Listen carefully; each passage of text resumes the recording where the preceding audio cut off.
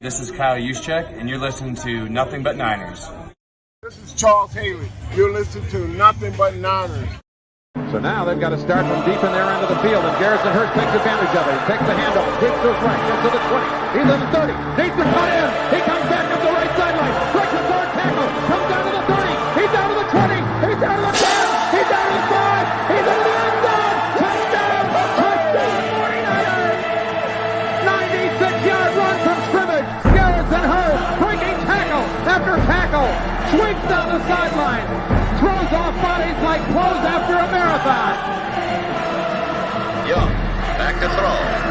In trouble, he's going to be sacked. No, gets away.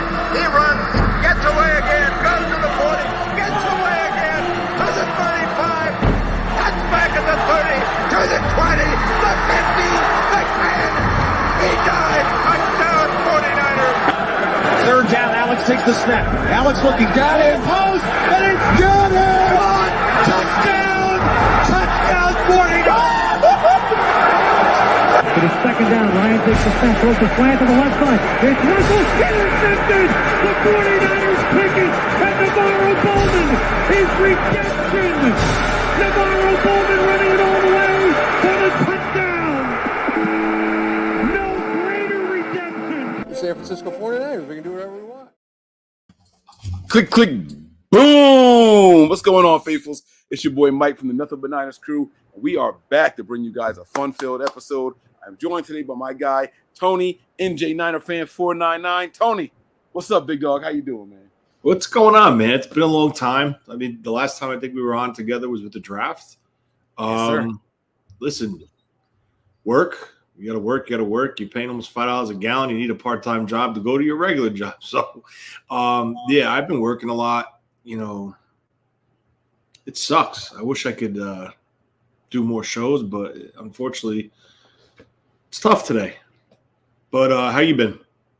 I've been all right, man. I've been okay, you know, coming back into town, getting right back into the groove of things and swing of things at work, man. You know, no time to rest. You know what I'm saying? They say sleep is for the weak, so I guess I'm pretty strong, you know? Yeah.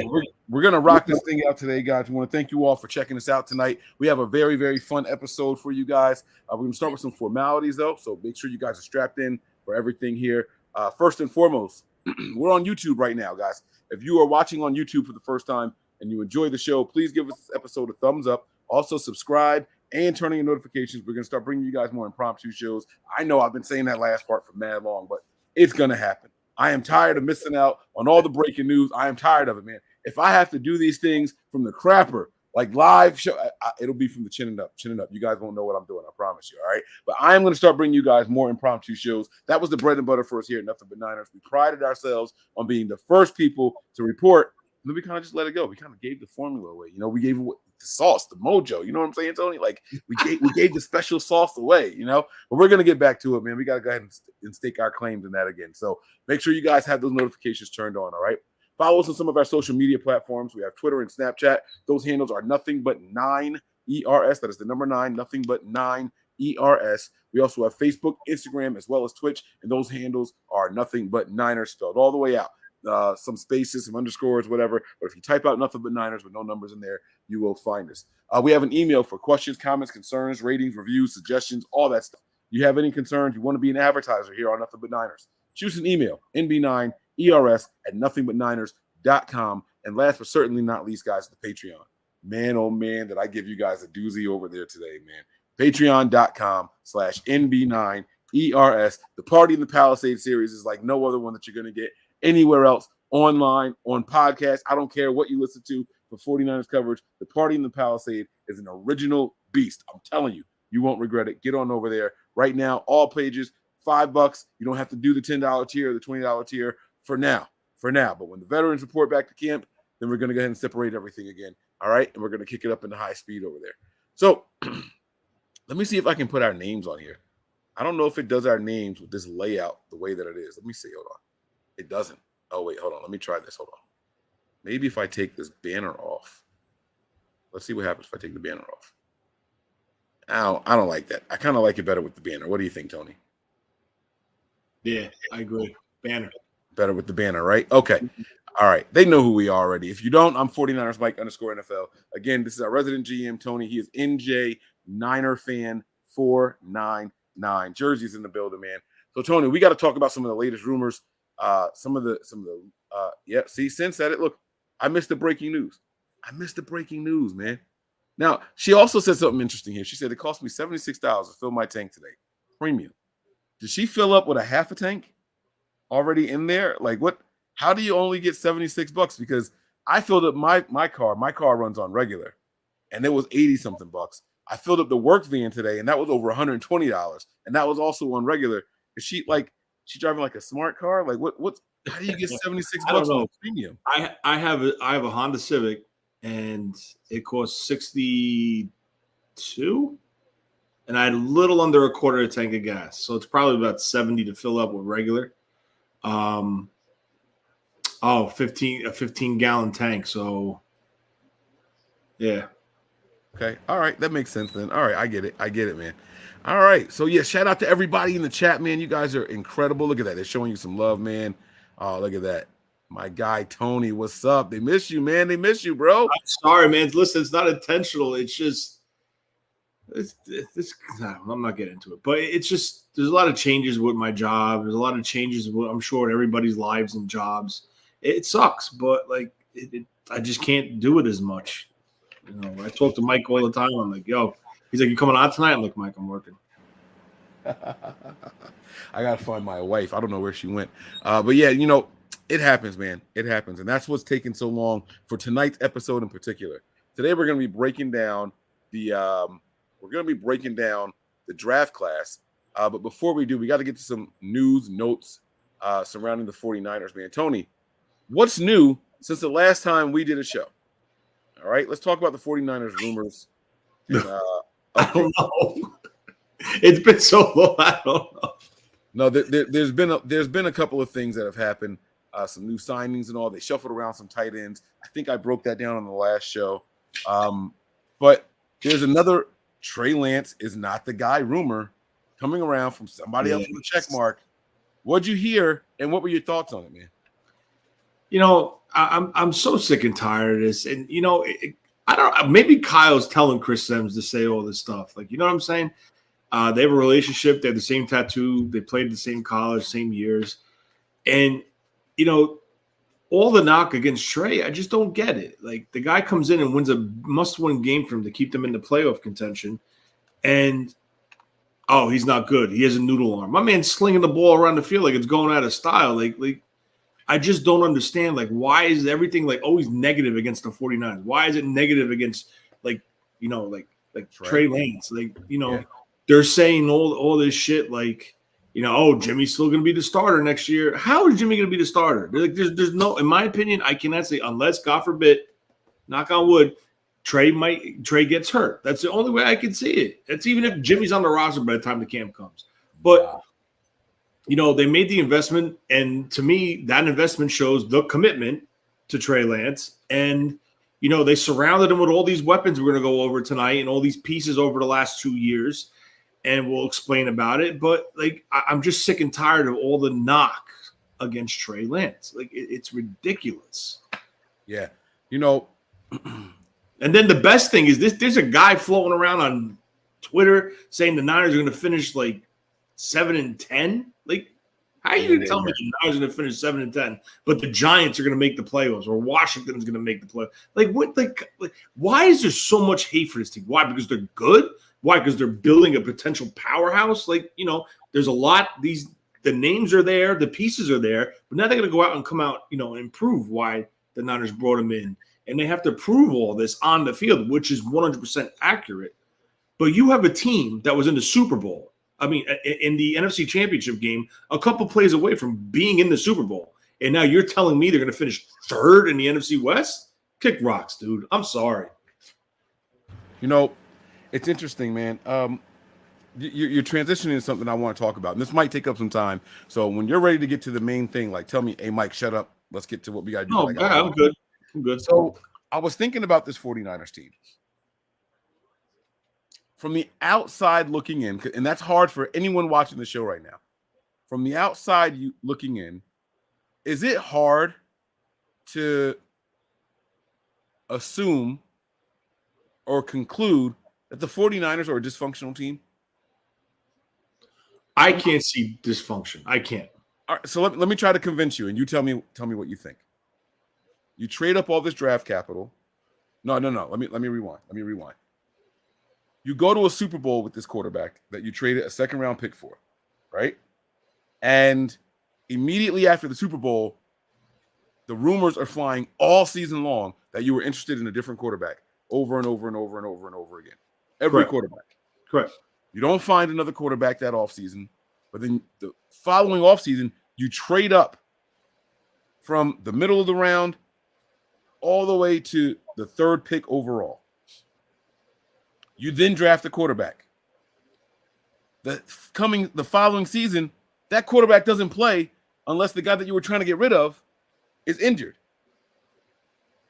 You have an exodus of coaches. Scangarello leaves, starts trashing the Niners, reportedly saying some unfavorable things about the Niners. They said something about Wes Welker leaving and not being happy about it. You have a guy who has been the Shanahan's right-hand man, and Bobby Turner just wanting to step back this year, right? I didn't quit. I didn't retire. I'm just not coming to the Niners this year. And then you look at the last two drafts. I would say that the last two drafts, most 49er faithful say that the guys that they picked, they don't fit. The offensive linemen, the running backs, the wide receivers. You heard about turmoil between Kyle and John, and that kind of went away. It kind of went away once we started winning down the stretch, right? But there was this whole John Lynch and Kyle Shanahan, the front office, are at odds with each other. If you're on the outside looking in and looking at this team today, you got a running back. Again, they just don't know if he quite fits. Trey Lance is here, but so is Jimmy, who just came off of surgery, who you wanted to get rid of.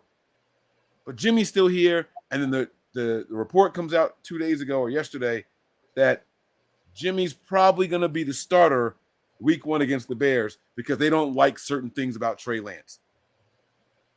I know we're 49er fans. I know we say that the outside looking in, they don't know what they're talking about. But is it possible that we are the ones too close to the situation and maybe there is smoke where there's fire? It could be, but I don't think so, because let's look at it like this, right? This team lets out what they want to let out. They don't let all facts out. They don't let all information out. They keep everything tight to the vest, and they will let shit leak that they want to leak. Perfect example, like what you said.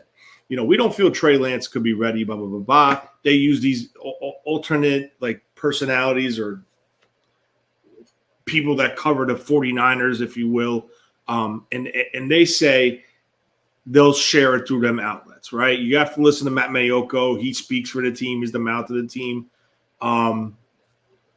So as far as the Trey Lance thing, the knock on Trey Lance, I think, is to try to generate the market. As far as the dysfunction thing, I think the dysfunction thing is true as far as how they're handling the Jimmy Garoppolo situation, how they still feel that they're going to get X, Y, and Z or in return for Jimmy in a trade. But to be honest with you, and I'm going to tell you straight out, Trey Lance is the quarterback of this team. It's not Jimmy Garoppolo. They're playing the market to try to get a pick in return. It is what it is. That's the way they want to go about it. That's fine. You know, there could be an injury. There could be a possibility we get a second plus for Jimmy if, let's just say hypothetically, Tua goes down or Kirk Cousins goes down or somebody goes down. You know what I'm saying? So there could be a situation where they can get a return for him. And are they smart for holding him? Yes, because you're talking about money right now. We're kind of tight against the cap. We're under $500,000 in cap space. So you need every penny. And it's not costing you much right now to do this. So once he's cleared, if they don't have a trade lined up, I think they will move on from him. But they want to keep that 7-5. And I don't blame them because of what happened. Oh, you know what? Let me stop with it. Let me rewind it. I honestly think the trade was in place. And I think they made up this shoulder surgery because they didn't want to go to that team. That's what I think. I think it was Washington, but it is what it is. But as far as the dysfunction part, I think it is, you could say they are dysfunctional on how they handle the Jimmy Garoppolo situation. Now let's look at Trey Lance, right?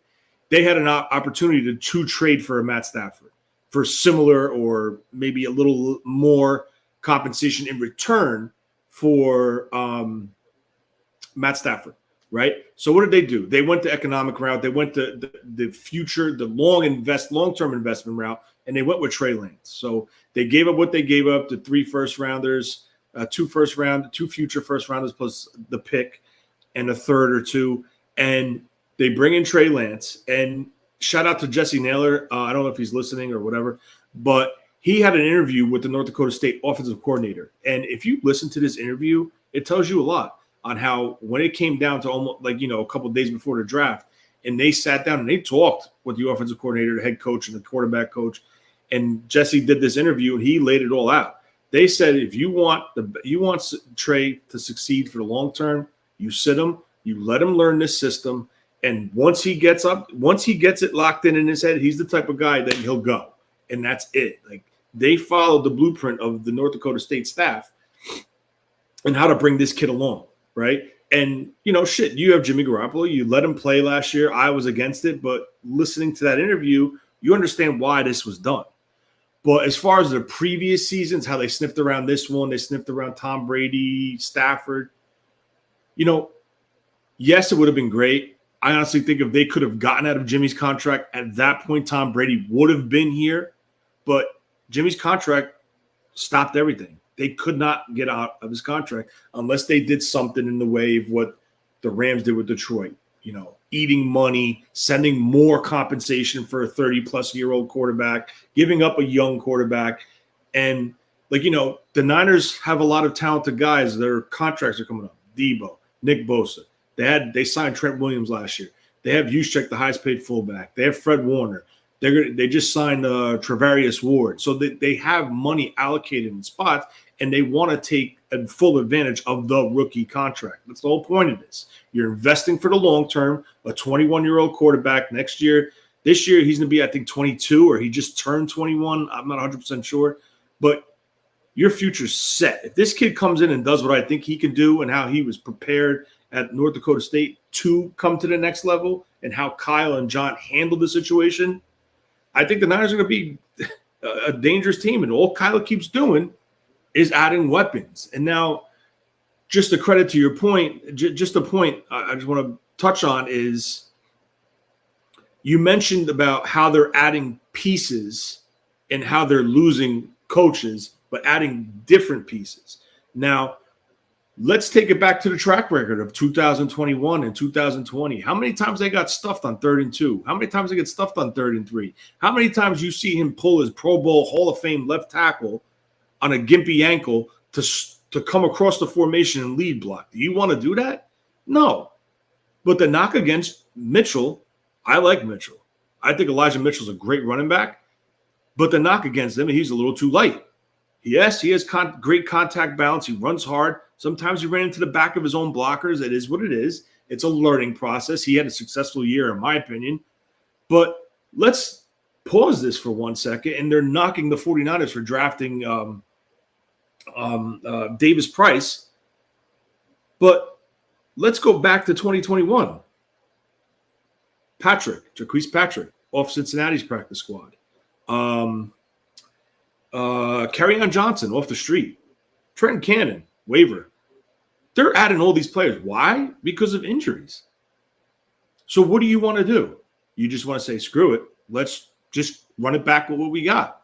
No, you want to make that position group stronger. That's your objective. 2 consecutive years, a 3rd-round running back. 2 consecutive years, 2 offensive linemen. 2 consecutive years, 2 cornerbacks. This team's doubling down on positions where there are question marks past 2022, right? Everyone says, oh, they went for a defensive end at 61 and Drake Jackson. Well, Drake Jackson was a high 2nd round, low 1st round pick. He was supposed to go. And you're getting him at 61? Granted, he's not perfect. He has all the traits that you want.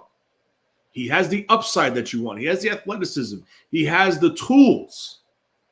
He was misused at USC. Could that be the reason why he fell? Could it be the fluctuation in weight due to the misuse at USC is why he fell? Sure, it could be. Is he perfect? No. Does he need to grow up a little bit and mature a little bit? Yes. He needs to get in a little better shape? Yes. But for pick number 61 to get that type of talent, it's a home run, in my opinion. You go that route. You add to it because guess what? In 2023, you have one defensive end under contract. His name is Nick Bosa. Everybody else is gone. I like it, man. So based off of what you're saying, it looks like the 49ers are transitioning from one roster to another. That's what they're doing. That's in my opinion. That's what they're doing. So then, are we in the middle of a rebuild? No, I don't think you're gonna. Definitely don't think we're in a rebuild. I think we're in addition to they're adding versatile pieces to the offense. They're adding more, right? You have a second-year young quarterback coming in. What do you want to do? You want to make it easier. You want to make it better. You want to surround them with more, right? And let's take it back to this. What is Kyle Shanahan's offense based off of? The run game. Yes, sir. All right. Mitchell was out. Moster was out the first game after the third carry. Like, you need to add. Everyone's like, well, Trey Sermon this, Trey Sermon that. Guess what? Your running back room is stronger now than it was in 2021. Mm-hmm. You're adding pieces and you're adding a presence now. 3rd and 2, instead of running Trey Lance up the middle on a quarterback sneak or on a naked bootleg or on a power run out of the shotgun, you hand it off to a 220-pound running back with sub 4.4 speed. Boom. Oh, who's he running behind? 2 300-pound plus guards. Bingo. I like it. So you're not buying it. You don't think there's any dysfunction. Now, the Rams fan that's in here, shout out to him, always respectful from what I've seen. I'm going to post this comment here. He says, as a Rams fan, we see dysfunctional 49ers. Lynch lying about 2 second-round pick offers for Jimmy. I never heard Lynch confirm that. He did say that there were offers until the shoulder surgery, and that made everyone step away. He said Debo issues, 3 number ones for a QB. Kyle doesn't announce he's the starter. Jimmy's still here, and York's your owner. So, well, I just want to push back on this 1 second. The Lynch thing was never confirmed 2 second rounders. That's number one. Could you put that comment back up there? Oh, yeah. I'm sorry. Let me get back to it. Where'd it go? There it is. And as far as the Debo issues, in my opinion, that was all generated by the agent. Because the draft is gone and come and gone. Well, it happened and it's not here no more. However the fuck you say. But guess what? You haven't heard a peep out of Debo. Well, hold on. There was one thing you heard since then. Well, the following the 49ers again on. But you haven't heard any negativity. You haven't heard anything like that. And I honestly think Debo's issues were provoked by the agent to try to get the Niners to jump, or if you will, shit or get off the pot. You know what I'm saying? That type of thing to maybe call their bluff and try to just get him dealt so he can get a new deal. And I think the Niners called the bluff of the agent because it's silent. You haven't heard a word. And the third thing is, like I said earlier, and it's no disrespect, for some reason, they just think they're going to get something in return for Jimmy. Me personally, I think the best thing to do for them is to cut him and just cut your ties, move forward. Once he's medically cleared and able to pass a physical, get him out of here. You don't want that. You moved on. Their commitment, they announced their commitment by trading what they did. They sat him for a year. And listen, I know you're a Rams fan, so you're not listening to all the 49ers podcasts and stuff like that. But this guy does. Whoever this person is, they do. But it's something that's always and 49er Jeff just said it best. It's media driven. Everything is driven by the media. This team does not let nothing out. Nothing. They don't say nothing. So the media gets wind. We all know what the issue is with the quarterback situation. It's a coach that's no longer there, who flat out on a podcast said he preferred Mac Jones over Trey Lance in a roundabout way. But, it's trying. I don't know what it is with this team, but every team has some type of dysfunction to it, right? Every team, there's no perfect front office. There's no perfect organization, because if there was, there'd be an issue. There would be a legit issue. Any marriage, if you don't fight, there's something wrong. If you hunky-dory kiss, oh, hi, love you, babe, have a great day today. If you don't argue, that's not a normal marriage. That's not a normal relationship. Everybody butts heads over something. It's just the severity of it. Babe, Tony said we need to fight more. Damn, throw me out there Tony like that. said we need to fight more. But listen, in a roundabout way, is there dysfunction in the 49er organization? There's probably little bits and pieces, like whatever. It is what it is. But there's dysfunction in the Rams organization, in the Dallas Cowboys, the Green Bay Packers. There's dysfunction in every organization. Shit, there's dysfunction with the Yankees. There's dysfunction with the Patriots. Like, all right, it's all good. I get what you're saying, man. Trust me, I do. I really, really do. But I wanted to put that out there because I do think that the other 31 teams look at us and do see dysfunction. And then I'll put it to you like this, right? The Seahawks shipped off Russell Wilson, and we all applauded, like, oh, they're done. Their days of beating us is over, right? Da-da-da-da-da. And then here we are looking to make a quarterback change also, like they are doing. They're losing some people on their staff. And then you look at their draft picks, and it's like, this guy's not going to be a good fit for what they do. This guy's not going to be a good fit for what they do. What are they getting out of the draft and all that? I feel like the Seahawks look at us the way that we look at them. You know what I'm saying? And they're going to say, well, our core is still here. We're still going to pound the ball, and we're going to do short passes, and we have our deep threat in DK Metcalf. Well, look at the 49ers. Our core is still here. That's Kittle. That's Williams, Trent Williams I'm talking about, right? That's going to be the run game. That's going to be the defense. And we're gonna transition the same way. So I think it's very interesting. And I just thought that as Niner fans, I'm just wondering if we're watching everything through the rose gold glasses. You know what I'm saying? Like if we're seeing everything in Homer colors. Personally, I've never bought into any of the dysfunction around the team. I actually think that it's showing that they're in lockstep. You know what I'm saying? You don't make these kind of moves unless everyone is on the same page. You know what I'm saying? Because let's just use the running back position, for example. If we didn't draft a running back, now, yeah, we could have signed some in free agency and all that, right? Undrafted free agents and all. But if we didn't draft a running back, I'll be honest with you, I would have said, I'm concerned. And we did the whole draft show live, all 3 days, right? And I was saying, we need to draft a running back. We need to draft a quarterback.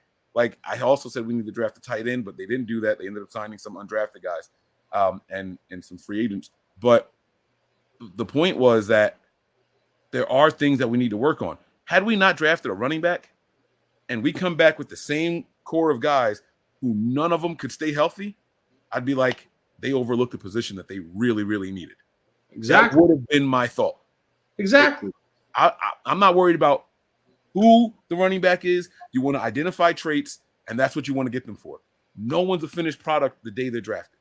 Nobody is. They're all young men. They haven't reached their prime. They're not at their physical peak. They're not at their strength and speed. Like, none of them have hit their ceiling yet. There's still room to grow.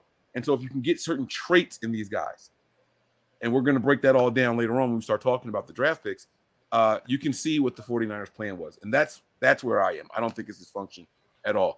And just one quick thing before you move on from it. How many people were plucked from the 49ers front office and coaching staff?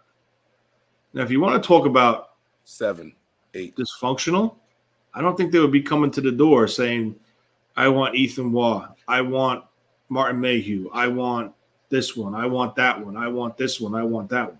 It don't work like that. Teams are plucking from this front office for a reason because of the way they operate. Yeah. You know, and listen, I know Trent Baalke had a relationship with Ethan Waugh when they were in San Francisco together. I understand that. But Ethan Waugh had a pretty significant role with this front office. I will say as far as the draft side of it, at least. Mm-hmm. But, you know, it's the next man up. It's the next man up, and that's the way they roll, man. Mike McDaniel just got a head coaching job. Yeah, he took Wes Welker, but Wes Welker didn't want to be on the West Coast no more. He wanted to be closer to, I think, Dallas or something. And maybe he thought Miami was more affordable for him. I don't know what the situation is, but he felt that was a better situation. There's no hard feelings.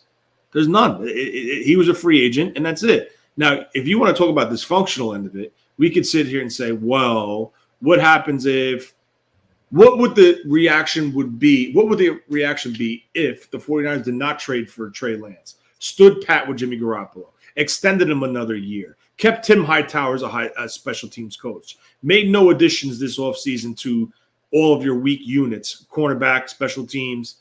What if these things weren't done? Then you could say, well, do they know what they're doing? Do they have a plan? Like, that's, you're talking about different philosophies. Yes, the Rams won a Super Bowl. I understand. But the Rams are in a different situation than the 49ers. They don't value first-round picks. They trade them every year. Get them the hell out. Get them out. Let's bring this in. Let's bring this in. But you need your picks. Picks are very important to, pay this one big, bring this one in on a rookie deal.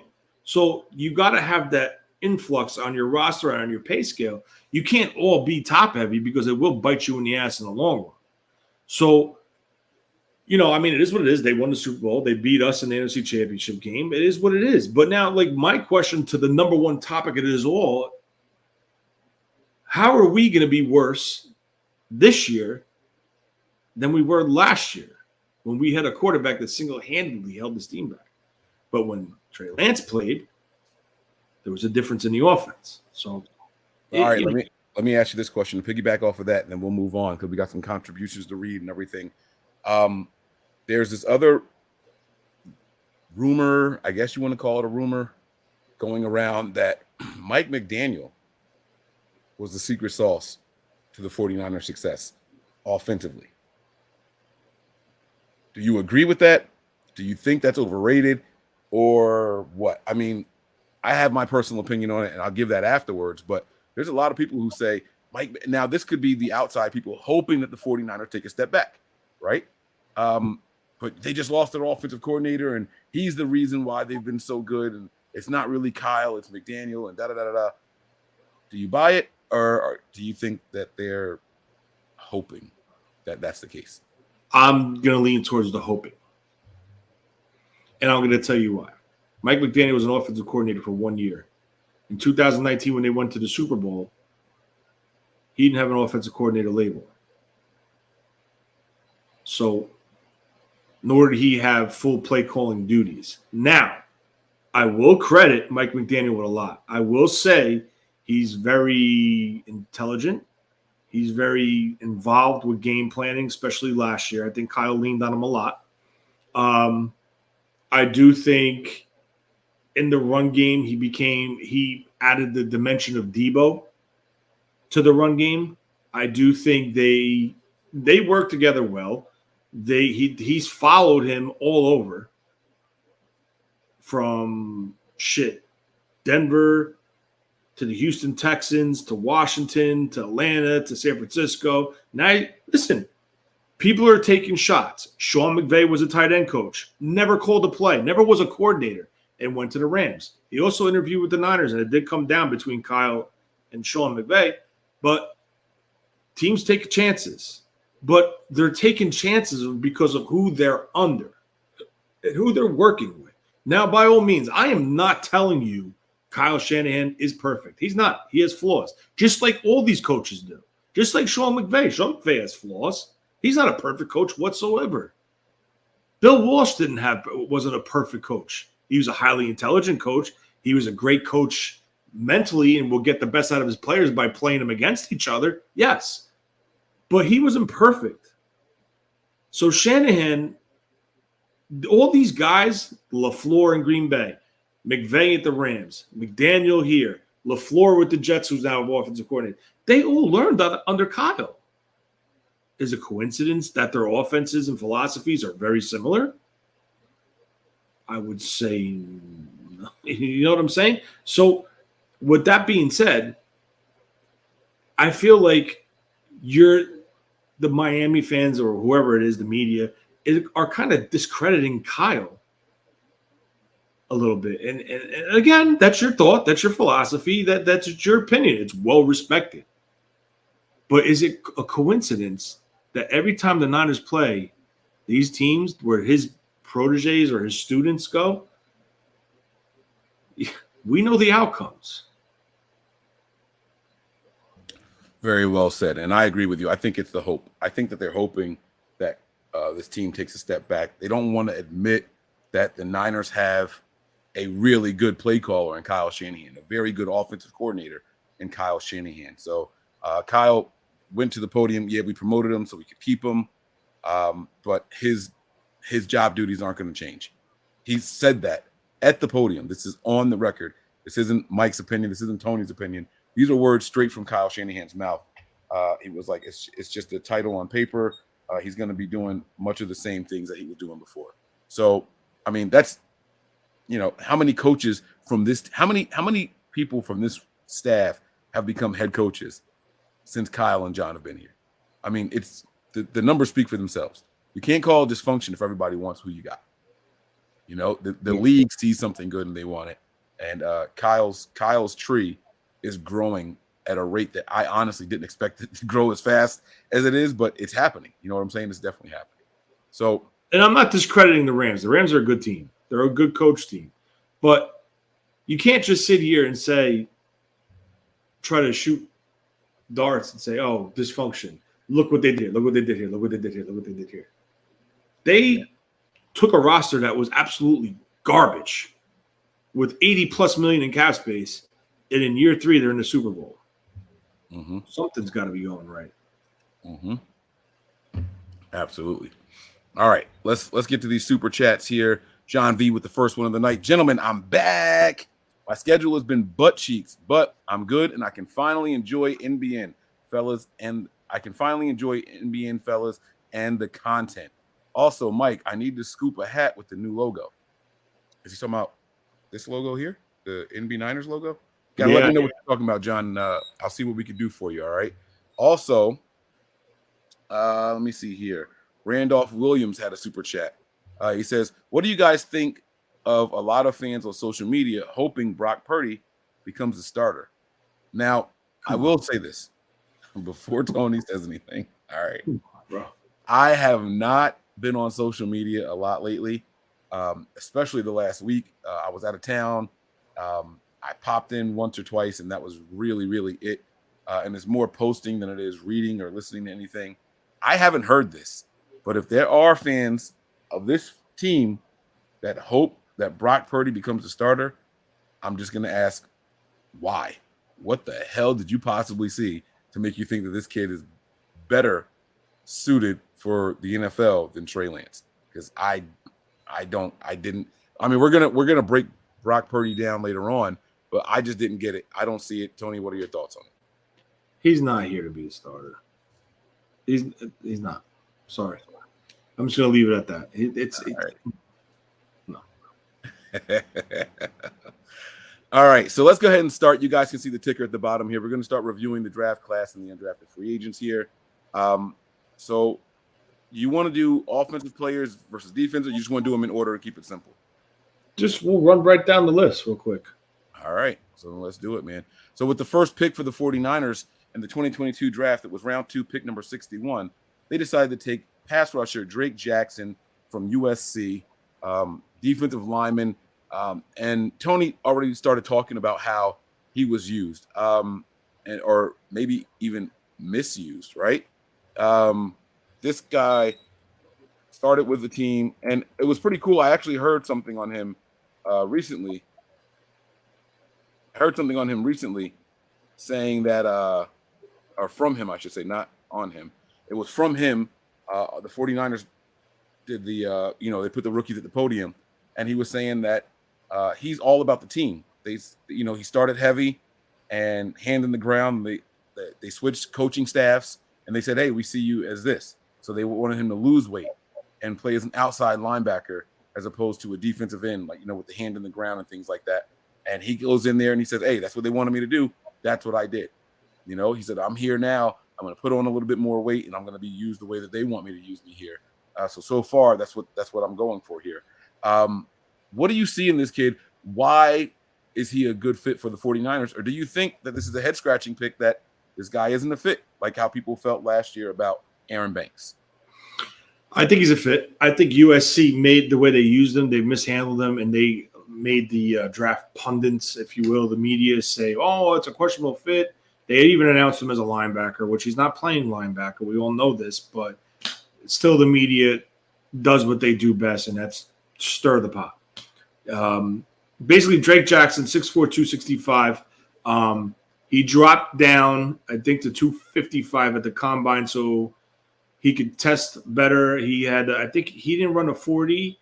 He didn't run the 3 cone. He did the vertical. I think he did. I'm not 100% sure if he did a short shuttle. It's been such a long time, so I forgot. But he's 6'4", 265 listed in the programs.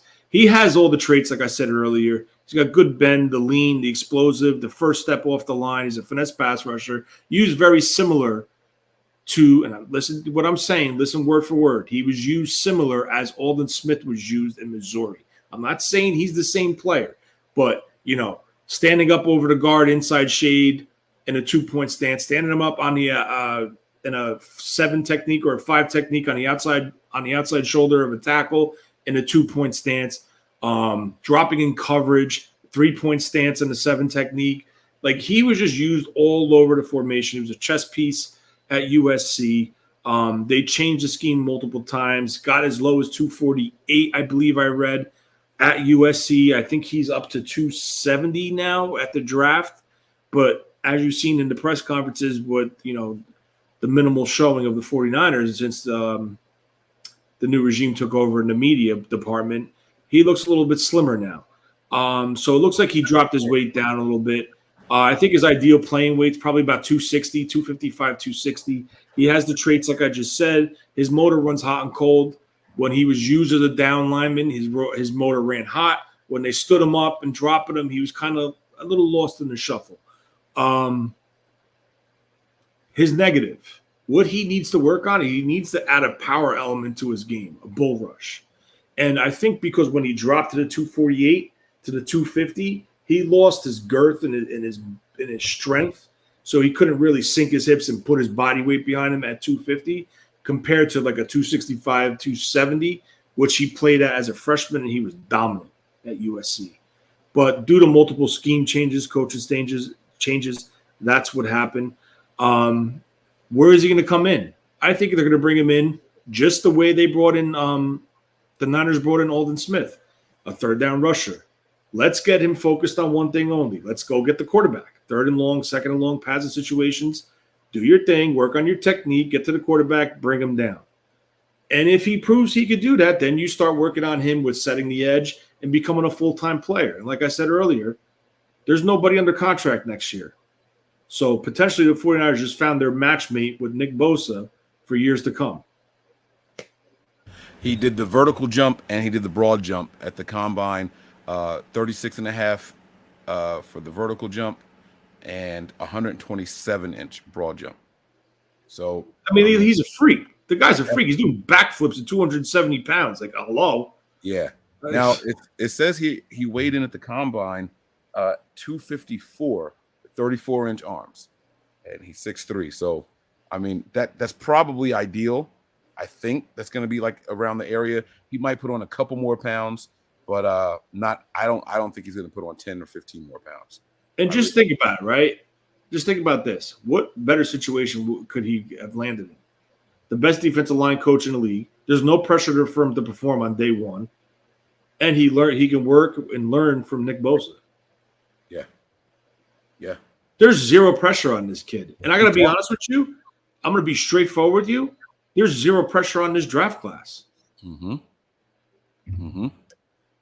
The entire draft class. You're absolutely right. He did say that he won't be doing any more backflips during his presser there. I really enjoyed that kid's presser, man. I liked it a lot. I think he's going to be a special player. I really do. I think he's going to find his way. He's going to master his craft of what they're doing, and he's going to just go. Now, here's something interesting. His NFL comparison based off of what Lance Zierlein said. This was before he was drafted. Do you know who it was? Yeah, please. Former 49er. Eli Harold, man. 2 different style players. Eli Harold's barely 250 pounds. This kid did not look 250 when they announced him. His arms were 250, maybe. I don't know. Yeah. So I thought that was interesting, man. But it's gonna be fun to see how he comes in here and plays. I like the pick. I do think he's a system fit. And they're gonna add him to that rotation, that very, very deep defensive line, and they're gonna use him for his strengths only. Before they start asking him to do other things, they're gonna put him in where they know he can play well, in situations that they know he can play well. They're not gonna ask him to come in and have to drop back in coverage off. I remember Robert Saleh, his first year as a defensive coordinator, he had random defensive linemen dropping back on pass rushing situations just to try to confuse, cause some confusion. I don't see them doing too much of that with Drake Jackson. I could be wrong, but I don't see them doing too much of that. So yeah, any other thoughts on Drake Jackson before we keep it moving? No, he's a hungry kid. He's committed. He's locked in. He's happy. A dream came true. You can just see he's ecstatic to be there, and that's what you want. You want guys to be there. I know people are saying, "Oh, he's out of shape. He was winded." Well, there was only 2 defensive linemen in the rookie minicamp. They didn't have no breaks. They just kept repping the shit out of these guys. Don't worry about it. Everyone just needs to take a step back. Let them get going. He's going to spend some time in the weight room now before I think June. Is it the end of this month or the beginning of June? They have the OTAs. I'm not 100% sure, but yeah, I think it's the beginning of June, if I'm not mistaken. I think it's the beginning of June. All right, so that's it for Drake Jackson there, USC. Promising young man here. Now, here's one that had people scratching their heads. That's going to be the 49ers' second pick of the draft, 3rd round guy, pick number 93 overall, Ty Davis Price from LSU, running back. Now, I have a comp for this guy, and it's going to be taken out of context, but that's okay. That's why I got my GM here to help me clarify. He's better with the words than I am. I watched Ty Davis Price, and when he puts his foot in the ground and makes a decision, I see Arian Foster. All right. Now, people said, "Oh no, they're 2 completely different types of running backs." I'm talking about the way he runs, not the scheme that he's in. I'm about the way he runs. I see Arian Foster so much in this guy, and I don't know. Am I crazy? Am I just wrong? It's okay. I'm okay with being wrong. Just tell me what you think of my comp, and then tell us what you think about TDP. I see where you're coming from. He's a one-cut downhill runner. When he locks in and makes his decision, he hits it, and he hits it hard. So that's where they're similar. But like I said to you on the phone earlier, I kind of feel that Foster was a outside to in runner, where Davis Price is an inside to out runner. And what I mean by that is, if you remember when he was with the Texans, it was always a toss. Yeah. So he had the momentum going out, and if he saw that cutback, he would hit it.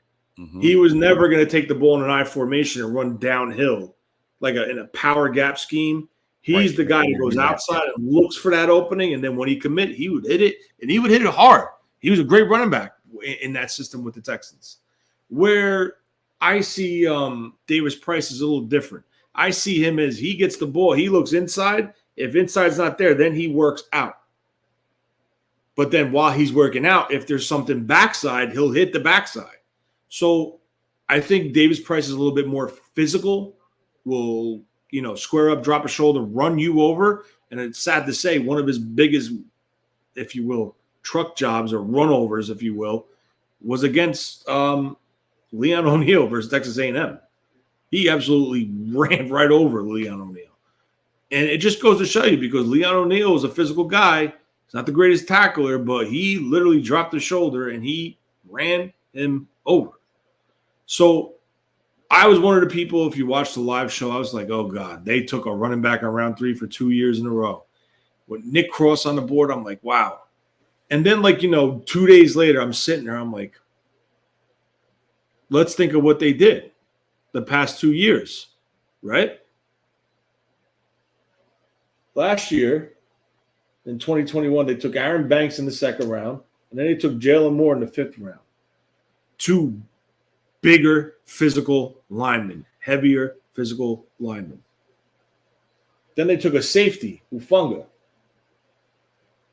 Then they have Travarius Moore coming off the injury list. They go out and sign Odom to a non-special team contract at 3 years, $12 million or $15 million. So they added pieces to the competition and a change of philosophy on the offensive side of the ball. So that tells me is maybe we valued Nick Cross. I had him as a round 2 grade, 2-3 grade. We valued him, sure. Yeah, we would have been nice. We could add another piece to the safety.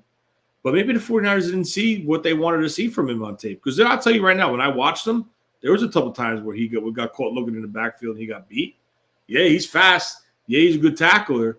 But if he's not here and he's not disciplined, basically what I'm trying to say is in my opinion, I don't think they thought Cross was a plug-and-play player. That's why I think they said, we're going to go what we have, and let's take someone that could help our quarterback, right? 2 linemen last year, running back last year. You got a big bully running back. They drafted him at 210 pounds, 6 foot 210. He dropped his weight. Why? Because he wanted to run faster at the combine. You can't blame him. And it worked. I mean, look, right? I compared him to Arian Foster, right? Arian Foster during his time there, right? Like when he came in, he was 6 foot also, right? 200 and where did it just go? I think he was like 215. Yeah, no, the weight was really, really close. Damn, where did it just go? I lost it. But he ran a 4.68, Arian Foster did, but this guy ran a 4.48. You know what I'm saying? I don't know. Just real quick, Kalia Young at 954 put TDP reminds me of Leonard Fournette. That's exactly what Kyle went out and got. Leonard Fournette.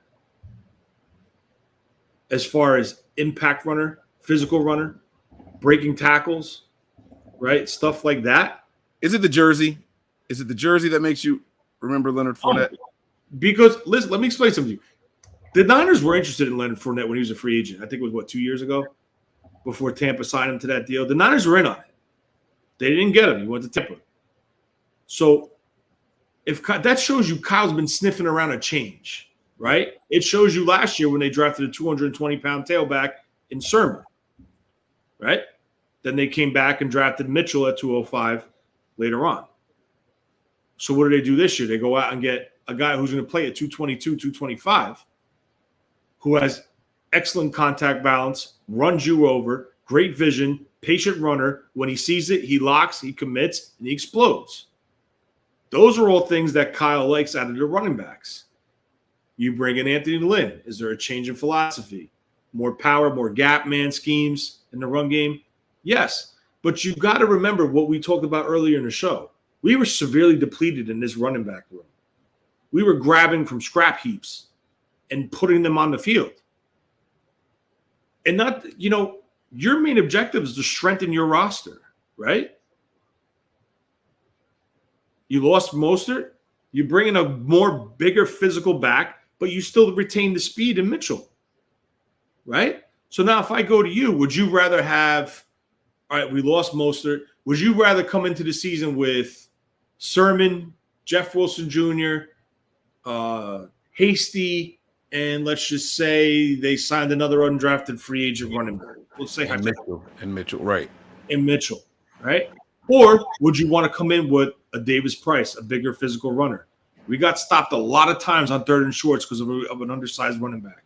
And Kyle Juszczyk trying to use quarterbacks. Huh? I said, or trying to use quarterbacks to get. Yes, and Kyle Juszczyk is not that guy. So, right? Mm-hmm. You add a big physical presence like this, great contact balance, great vision, patience. You can run one cut downhill runner, scheme fit, but bigger. Yes, sir. Yes, sir. So, is the player the question? No. what you could question is where he was picked. But before we really hammer the 49ers with this, at pick 93, they're taking a potential guy that's going to contribute, I think, significantly to take the pressure off of Trey Lance in this offense. So now let's take it back to this. A guy that I had on the Nothing But Niners big board was a Brian Robinson from Alabama. Very similar runner. Not as fast as Davis Price. He was over a 4.5, I think a 4.54. He's a sub 4.4, I believe. Yeah. Or sub 4.5. No, 4.48. So he's a sub 4.5. Mm-hmm. So there's a difference in speed, right? And I think he's younger than Robinson. And Robinson went, I think, 4 or 5 picks later.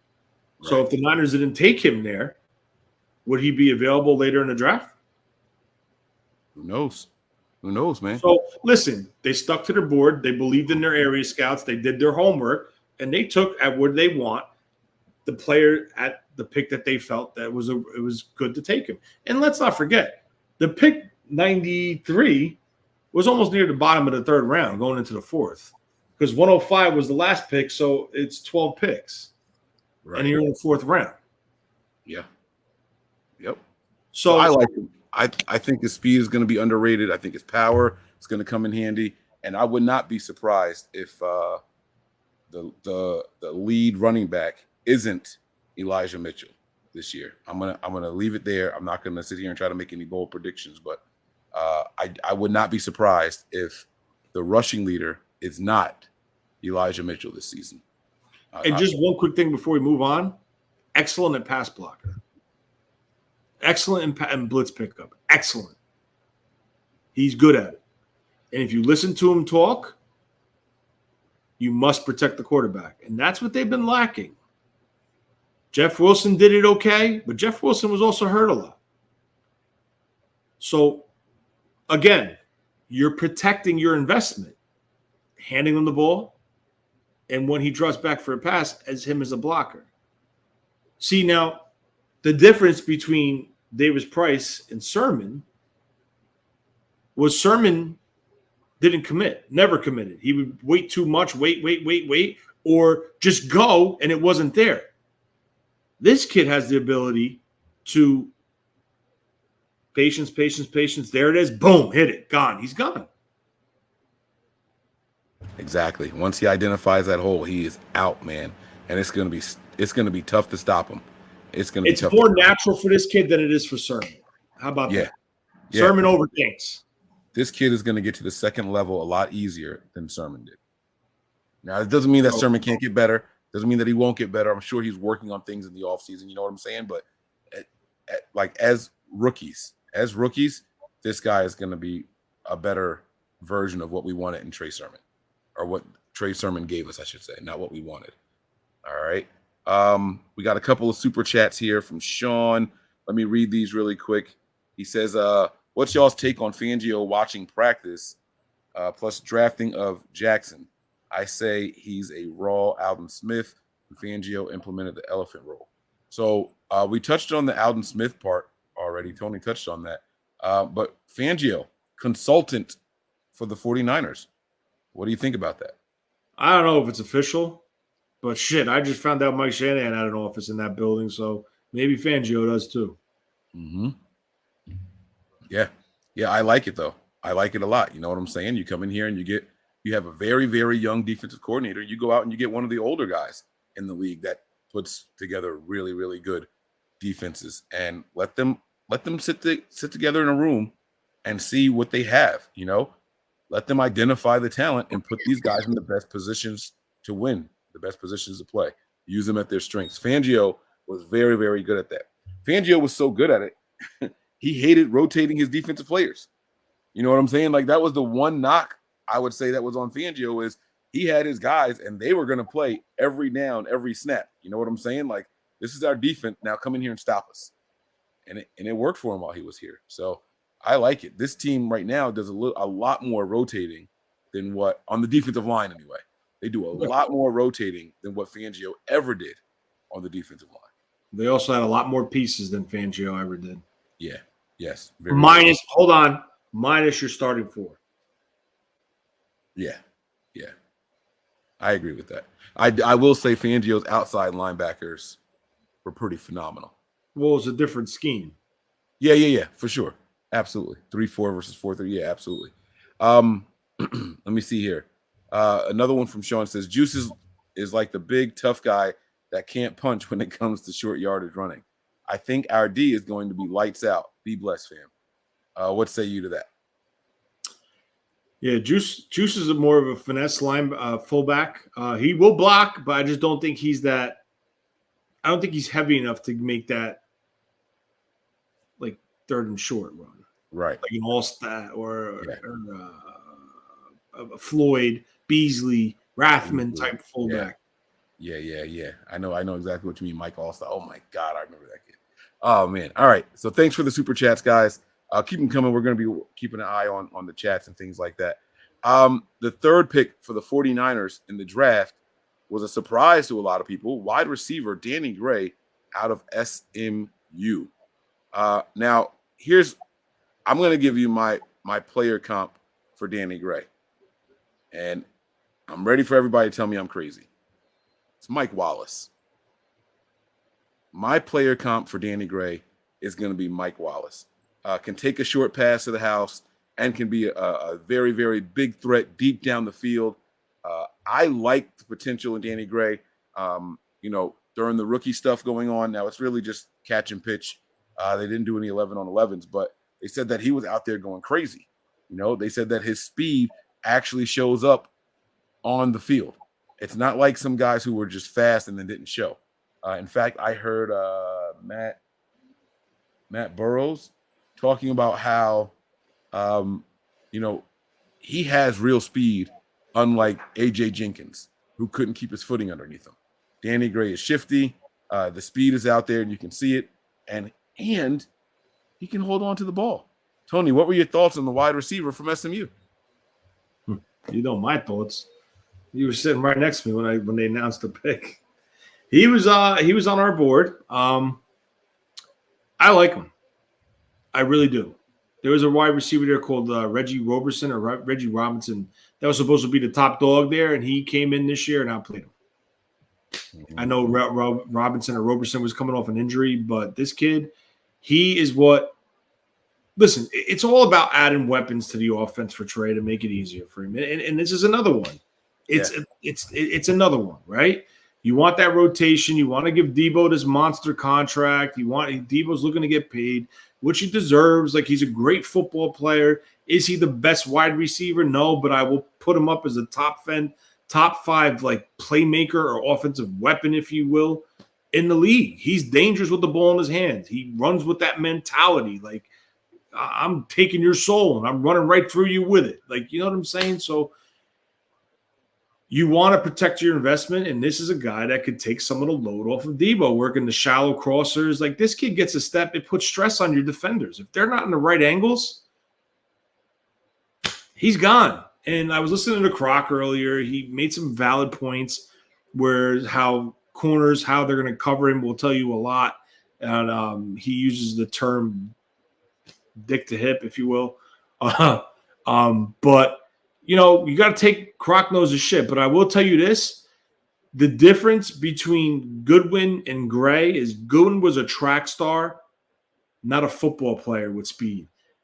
Gray is a track star, but is a football player with football speed, with the same speed as a football player, if you will, if I'm saying that right. So basically what you see him step out and show out and stand out. Like, there were several times in his highlight reels, and I actually remember watching a game live one night. They were playing, I think, on ESPN at like 8:30 or something. I forgot who it was. But I clearly remember taking an intermediate crosser, and the way he ran the route, the way he ran, he created just that enough separation, and then when he caught that, he just blew him away. No one caught him. And that's what Kyle likes. He likes the yak. Yes. That's why they took Debo. That's why they took IU. You get the ball in his hands, he makes plays. You're adding another weapon. And you could keep these guys fresh. You're not dogging them all damn game. You could see a scenario where He comes out in 21 personnel, 2 backs, 1 tight end, Jennings, Gray. Why not? Right? Just a quick couple notes on him. He's speed, playmaker. He's a vertical guy, catch and run, yak guy.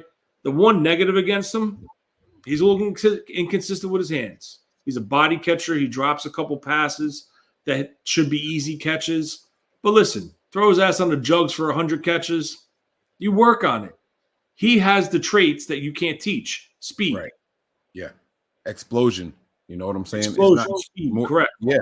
His if you look at his combine numbers, this kid 34-inch vertical, 126-inch broad jump, and 4.33 speed, like official time. Like that's hard to teach. You know what I'm saying? He comes in and he is immediately the fastest wide receiver on the roster.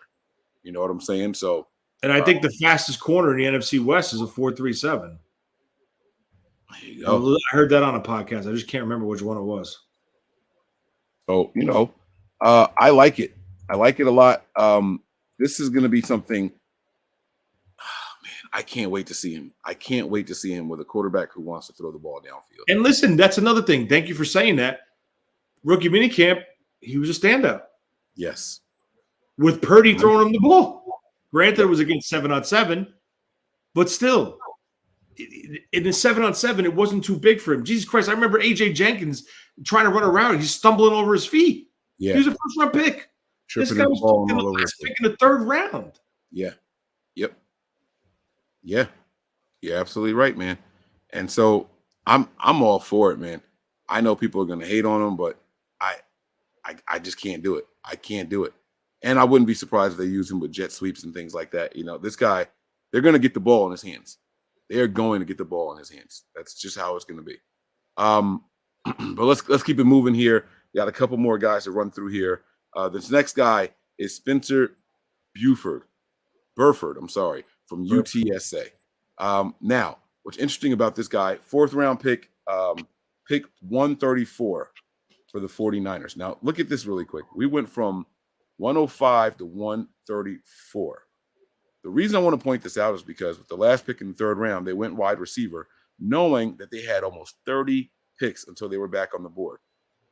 Do you think that we would have went wide receiver if we had a pick somewhere in like the early 120s, late teens? I don't know, because you don't know the runs, right? There was a starting of a run, just like the running back position. The run started on the position group, so they jumped. And I think that's what they did at 93 and at 105 because of the gap. First year, the Niners did not move a pick up or down. They stood pat every pick, 9 selections, first time for this regime. So they played their board. They stood true to their board. They let their board fall to them. And right here, Spencer Burford is another guy that I think potentially next year, because you know how they draft, 22 is going to be for 23. There's potential he could be the starting right tackle, this kid. Long arms, plays with a mean, nasty streak, great footwork, athletic, can get to the second level, lead down the field on sweeps or screens. Or the guy, and he has a football IQ. And he's not a me-first guy. He's a team guy. All these guys that they drafted in this class are team-first guys, football guys, high IQ guys. There's no prima donnas. There's no me's. There's no checkered past. They drafted football players that want to play football. And majority of them, well, the offensive linemen between this year and last year, 4-year starters. Experience. But just real quick on him, very long arms, gave up 2 snaps, very athletic, good foot quickness. I touched on that. Can get downfield, the nasty streak, all-conference USA first team. The one knock on him, he tends to raise his pad level high. And that's why I don't think he'll be good transitioning inside because of his pad level. I do think he's a better fit at the right tackle spot. And shit, he's going to compete. He could get some serious reps this year. Look at Jalen Moore last year. He tore it up in the preseason, right? Mm-hmm. So you never know. And you have him pegged as a tackle here as opposed to a guard? I say he's going to play tackle. I think he's going to be well, I'm not saying he's definitely going to be, but I think they drafted him with the mentality thinking potential heir apparent at right tackle in 2023.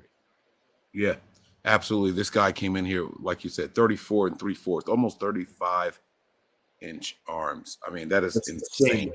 It's insane. 6'4", 304 pounds. Vertical jump 27.5, broad jump 105. He didn't bench, and I was wondering why he didn't do the bench. But well, to be honest with you, with almost 35-inch arms, I don't think I would have benched either. Exactly. It's a lot of lifting when you look at the length of the arms. Long way to go. Yeah, absolutely. And then the film shows how strong he is. So and how nasty he is too. Right. So what are you going to gain by going in there and throwing up 27 on the bench? You know what I mean? Like he's not going to gain much by doing that. Let the film speak for your strength, because that's what they're measuring when they do the bench and things like that. You know, when you're tired, what can you do? How much can you crank out once you get past 20? That's what they want to see. And he wasn't going to benefit much from that. Let the film speak for itself, and go out there and like you said, these 4-year guys, man. I really like how this thing shaped out. The one question I'm going to have for you on him, when I'm looking at his weaknesses, right? They talk about narrow base when he's blocking in the run game. His feet tend to come in, but listen, again, traits are there. Those are correctable things. If you're telling me, like, you know, he misses on his punch, you could adjust his hands. You could work on that. You could work on widening his base. You could work on all those things. The mentality, this football class, like I said before, not only are they smart, but they're football guys. They're tough, they're physical, and they're hungry. These guys want, you know, they're football guys, man. This is what the Niners wanted on their team. Yeah. Yep. He's not a perfect prospect at all, Mike, but I'm telling you what I saw on him on that TV, on his film, from what I've seen, he has the traits. Yeah. The long arms, the footwork, the nastiness. You see it. And he was highest. He was a 4-star recruit, the highest in San Antonio, Texas ever. Mm-hmm. He chose to go there. Why? Because he knew he was going to start. He wanted to get his reps. He wanted to play and get himself on the map. Made it to the Senior Bowl. Had a pretty good game in the Senior Bowl, minus a couple mishaps. You know, they keep rotating linemen. You can't get any continuity. The guard tripped and fell, took his legs out, and he wound up giving a sack because he fell down. But listen, I'm not saying he's coming in week 1 and that's starting right tackle. No. But in 2023, I do expect him to compete for that right tackle spot. I will say this. For someone with long arms, I think he uses his arms really well. If you watch any highlights or any film on him, he's got those arms extended all the way. And what that does, it gives him time to recover. If he's playing short, choppy arms and someone gets the best of him, there's no time to recover, right? And you combine that with his quick feet.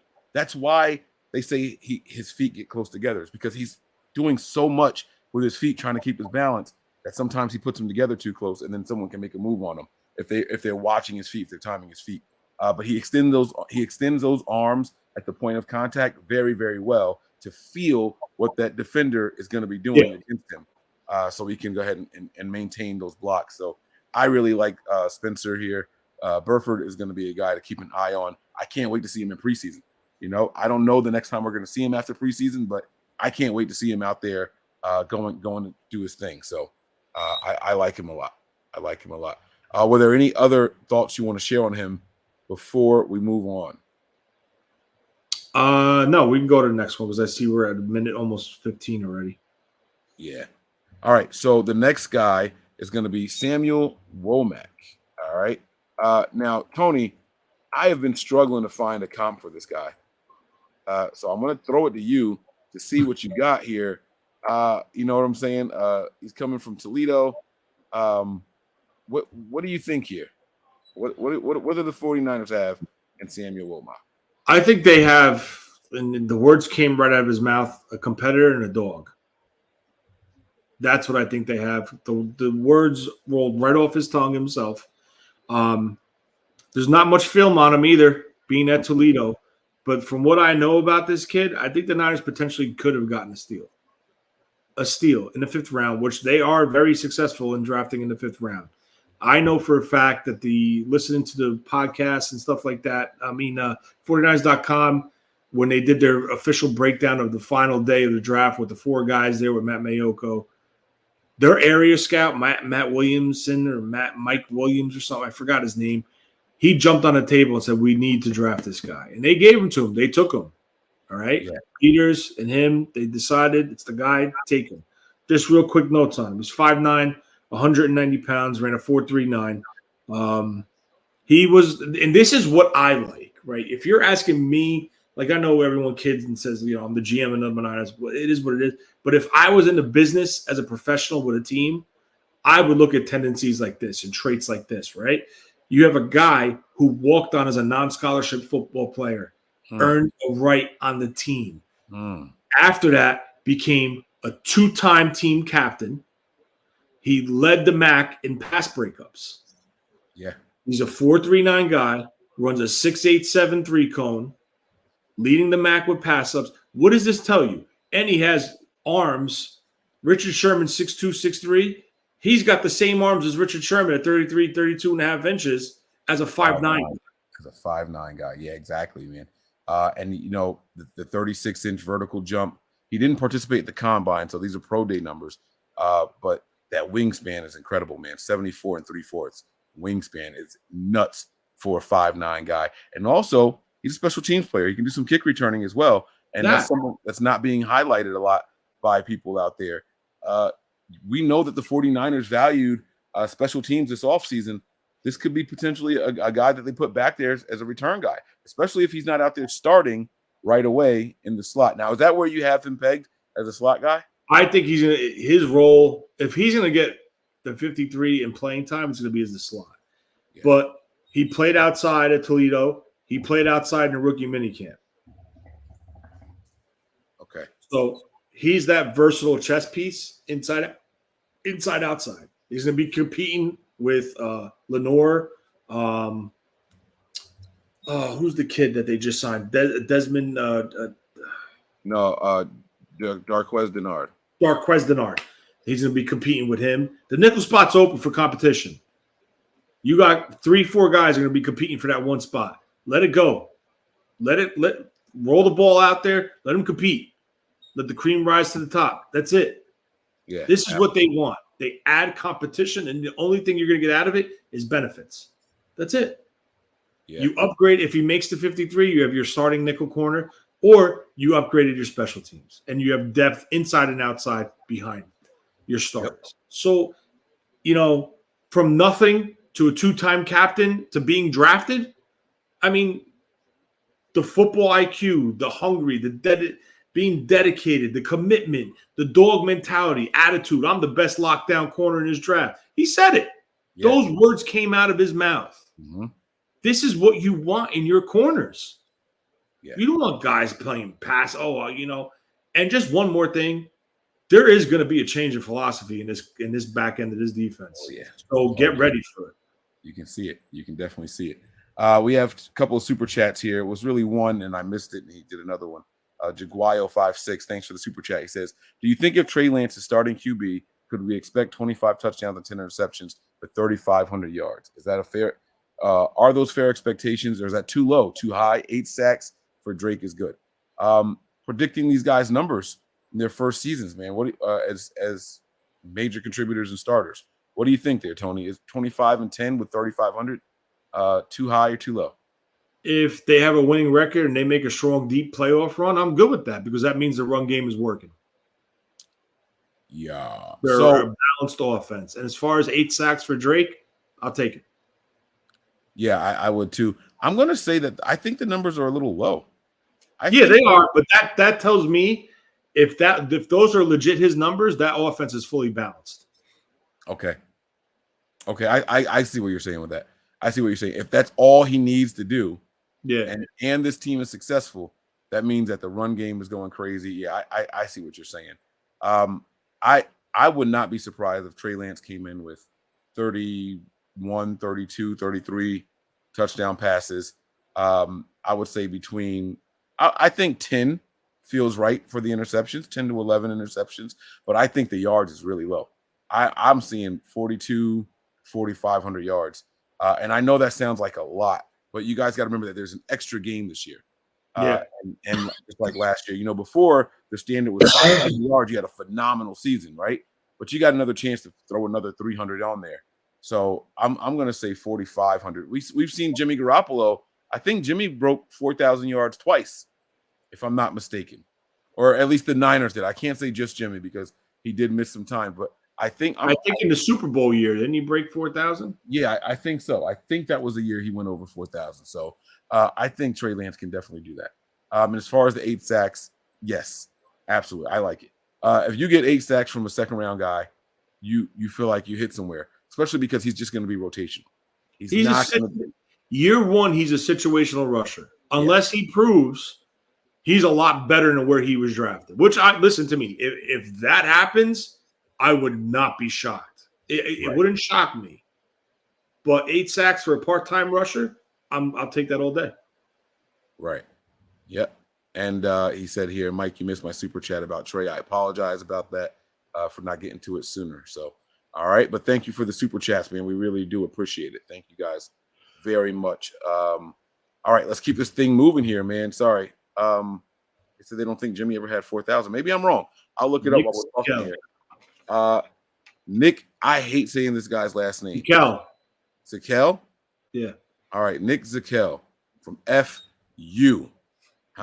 Fordham University, offensive lineman here. Now, this guy is a team captain, a straight leader. Again, what you talked about. These guys have experience. So I want to know what your thoughts are on this guy. In academic All-Patriot League in 2021. All-Patriot League selection in 2021. Let me see. What else do we have here on this guy? This kid, 6th round pick, 187th overall for the 49ers.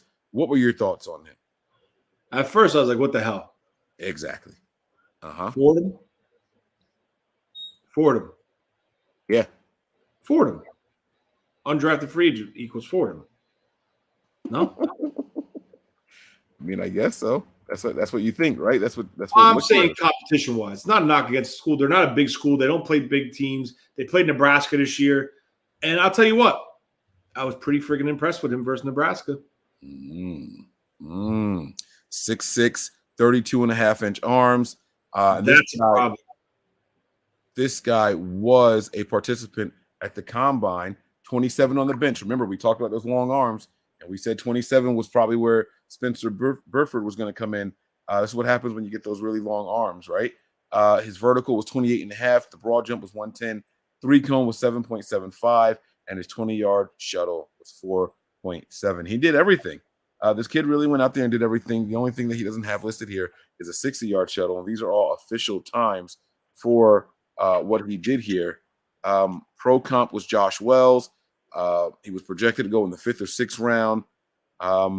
He's got the size to play tackle, right? He's agile. He's got fluidity in his hips and his hands. Good feel for the pocket. He reads off of his guards very well. What do you think, man? What are your thoughts on him? He's not playing tackle with 32-inch arms. Okay. Listen, hold on. Doesn't matter that he's 6'6". Let me rewind this. 4-year starter, all academic, high IQ, very high IQ. Ran the offensive line from the left tackle spot. Okay. Very high football IQ. Very high. Short arms, very nasty, very physical, a finisher. He projects to guard or center.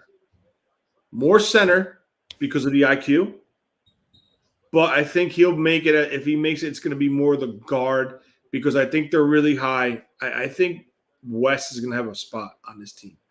I don't know what they're going to do because like I said earlier, 2 consecutive years, 2 linemen. 2 linemen last year, 2 linemen this year, 2 undrafted free agents, 3 undrafted free agents. They added a whole starting offensive line plus in 2 years. Okay? He's big, he's physical, he can get out in space, he has the main streak. He's okay in pass sets. He's above okay. He's good and solid in pass sets. Plays through the whistle. Short arms. My thing is I think he kicks inside.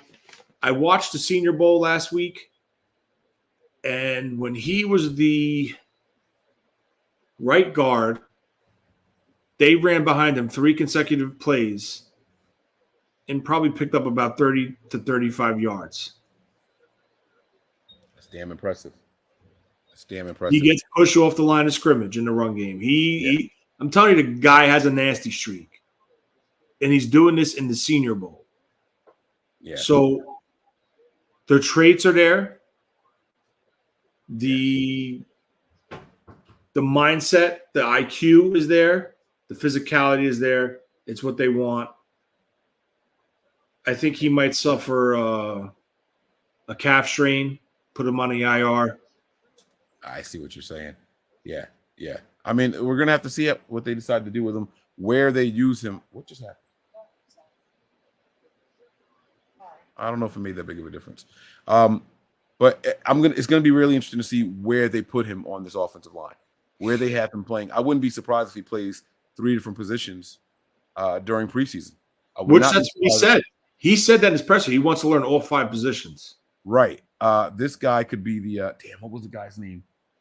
Oh man, he's not with the Niners anymore. He was with us like 3 years ago. So we had him on our show. Oh man, this is gonna bug me. I have to come back to it. But I think that he's gonna be a guy like him. He played all over the line for the 49ers. I was gonna say Adam Snyder. No. It was way after him. It was after Snyder. It was during this regime. Oh crap, this is gonna bug me. But you guys are right, really quick. No, not Kilgore. Kilgore was just a center. This guy, Jimmy Garoppolo never threw for 4,000. I know what I was thinking. 2019. In my brain, it was 4,300 yards. But that was including the postseason, the 400 yards from the postseason. He finished the season with 3,978 total yards that year, and then 427 in the postseason. So that's what I was thinking about. So I apologize about that, guys. My bad. But yeah, so it's going to be interesting to see where the Niners decide to put Nick Zakelj and where he lines up. I would like to see him moving all over the line and be a jack of all trades. I'm going to figure out this guy that I'm talking about, though. Let me just see if I can find it really quick. Actually, I'm gonna move on to the next guy, and then you can tell me about what you think of him. Kalia Davis. Yes, sir. Let me put it. Oh, I didn't click his thing here. He's Davis, UCF. He's 6'2", 305. Former linebacker. Gained some weight. Put his hand in the ground. Listening to his presser with the media in Santa Clara, he said his toughest part of his transition was learning how to play with his hand in the ground. He explodes off the ball, very high motor, great strength. He plays in the opponent's backfield. You watch his college at UCF. Eric Magnuson. Sorry, Eric Magnuson. Yeah, that's you watch his UCF tape before he got injured, which, by the way, he does have the ACL. He's coming off of, but he's constantly in the backfield. He has great instincts from playing the linebacker position, and his foot speed is amazing because he was a former linebacker. He's one of those guys that just blew up, put a lot of muscle on, some weight, some good weight, some bad weight, but still kept his agility and his football IQ. You know, he can make some noise. You know, he will probably be on the PUP and stashed for next year because, again, this is another position group stacked with 1-year deals. Yeah. Not to backtrack and get off of Davis, but really quick, Eric Magnuson was also 6'6", 300 pounds. Yeah. So, all right, my bad. You're good. Yeah. So, I mean, look, this kid. I don't know if you got a chance to watch any of the pressers. I know you've been just as busy, probably more busy than I have been. But his enthusiasm for football jumps off the screen. Tony. I'm telling you, this draft class are all football junkies, Mike. Yes. Yeah. Like, this guy got me excited just to see how and where they're going to use him. He was like just gleeful to be on the team, smiling and like, I can't wait to play. I can't wait to play. I can't wait to play. This guy is going to be a lot of fun to watch. I know a lot of people are out there saying, oh, this is going to be the what's the barbecue sauce guy? Damn. DJ Jones replacement. Sorry. No disrespect, DJ. That's my guy. I know everyone's saying he's going to be the DJ Jones replacement. And when you watch some of the tape, you can see it in there. You know what I'm saying? Like you can see how people come up with that. But I don't know how he's going to play out his first season here. I do think that he will come in and be an immediate special teams player. He is super duper athletic also. He's very, very athletic. Do you have anything else that you want to talk on with him before we move on? I don't think he steps on the field this year. I think they stash him. Unless there's a significant injury, I think they stash him. Okay. All right. And then last but not least, Tariq Castro-Fields. Castro-Fields. Right. And he is coming in from Penn State, baby. Nittany Lions. You know, we all made a big deal like, you know, oh, John Lynch went to Penn State Pro Day. Who was he looking at? Brisker. He might have been looking at Brisker, but he found Castro-Fields. Right. Now, everyone's saying, well, why did he go so low? Is he not good? Well, part of the reason why he went so low is because of his age. I think he's 24 right now. I think he's the oldest guy drafted from us. He's a 50-year player. He's physical, can play man. He can play press. He can play off.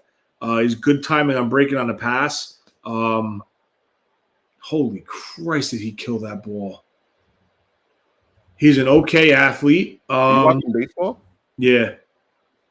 There's nothing else on TV. Oh. Is it live? Yeah, I'm watching Seattle and Boston. Oh, okay. Guy hit 3 home runs in this game. Look at this guy. Wow.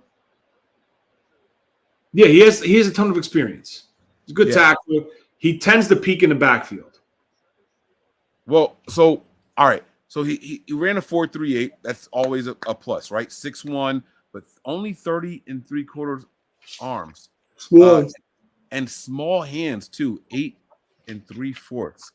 I think my 12-year-old son's hands are around that size. But correct me if I'm wrong. When I go to watch his tape and his stuff, he's playing all over that secondary. Yes. What the hell is that about? I think that's the way they play their coverage. Like they rotate their Penn State thing. Huh?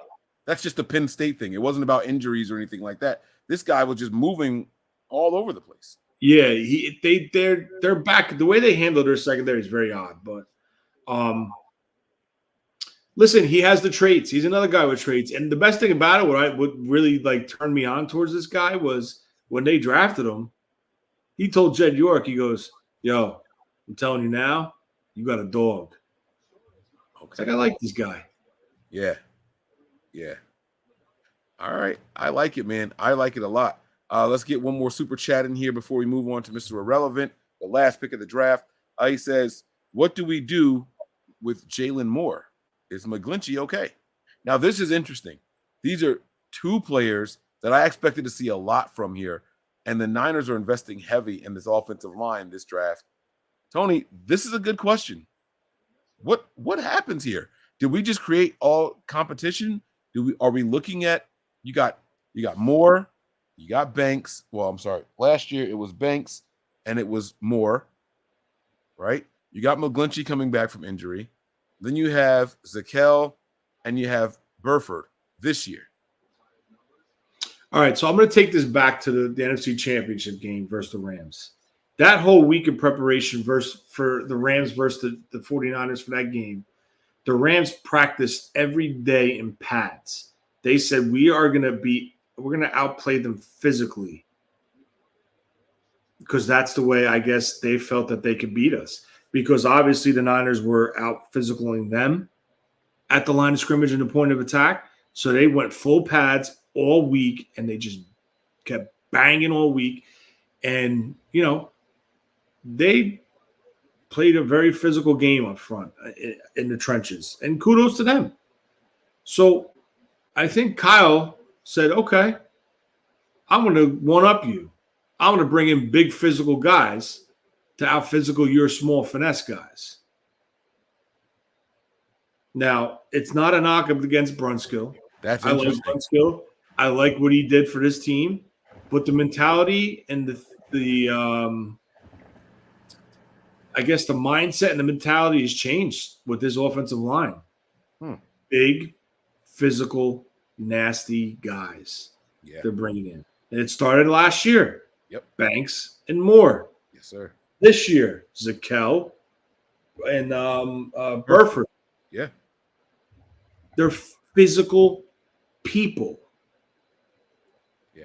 Trent Williams, probably the most physical lineman in the league right now. Yeah. Yep. Okay? McGlinchey's a more finesse guy. Right? Now, his part two to the question is McGlinchey okay? I don't know. I've heard nothing but positive things about Mike McGlinchey. Listen, that's good.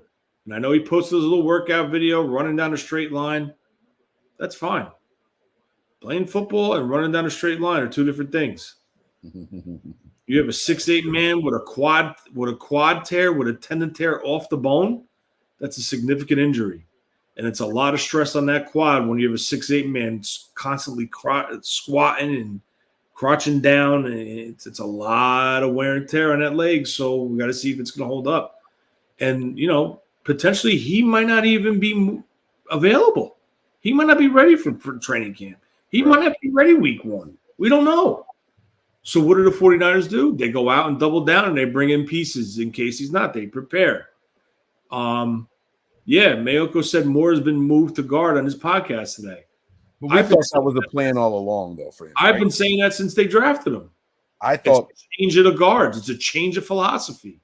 Physical guards. Yeah, I wasn't disappointed with what I saw from him as tackle. So I thought maybe he could be a McGlinchey replacement if there was a setback with McGlinchey. A year in the system, played the position and things like that. He filled in admirably when his number was called a couple of times. So I thought maybe he would make that transition. But, going back to when this guy was drafted, when Moore was drafted, you were adamant about Mike. I think he's more of a guard than he is a tackle. So, yeah. If I pencil it in right now, I'm going with Banks and Moore as your starting guards. I like it. I like that a whole lot. And I got to be honest with you, and I'm going to keep it real with you. If Matt comes back, I don't think Brunskill's on this roster. Interesting.